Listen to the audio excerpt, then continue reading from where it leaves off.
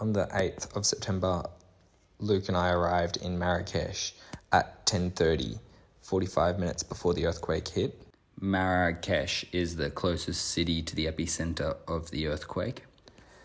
We went straight from the train station to a little restaurant around the corner in the city centre, and we were eating there when the earthquake hit. It was very sudden. Everyone was a bit confused when it first started off with the tremors, but as it built, it became quite obvious that it was quite serious, and eventually bricks started falling from the restaurant. There was dust in the air, and the whole building was shaking. Everybody was quite distressed and sprinted out to the street. Luke and I were the last ones out of the restaurant. We were incredibly lucky to make it into the intersection before the second wave hit, which was by far the worst. Everything was shaking. There was loud bangs and crashes and debris falling, buildings falling down. It was quite scary. People were screaming, crying, yelling. There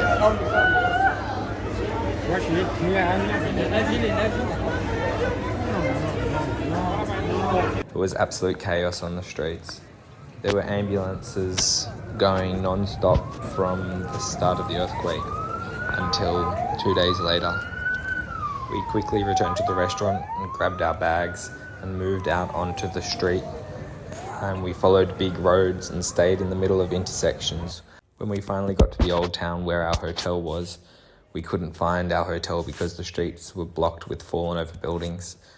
We talked to many strangers on the streets who had been kicked out of their hotels. With only a moment's notice in their underwear, the buildings were deemed unsafe, so we went to the market square, which was a big empty place filled with people seeking refuge. We slept the night there. The next morning we got up to help out. The Red Cross said that it was very important over the next 24 to 48 hours to find any bodies underneath rubble. Everybody came together as a community to dig out the rubble, search for any survivors, and clean up the streets. After that, we looked at ways to get out of the city because most of the remaining buildings had been destabilized or were structurally no longer sound. Everybody's fear was that there was going to be more aftershocks. There were 2 aftershocks that I know of.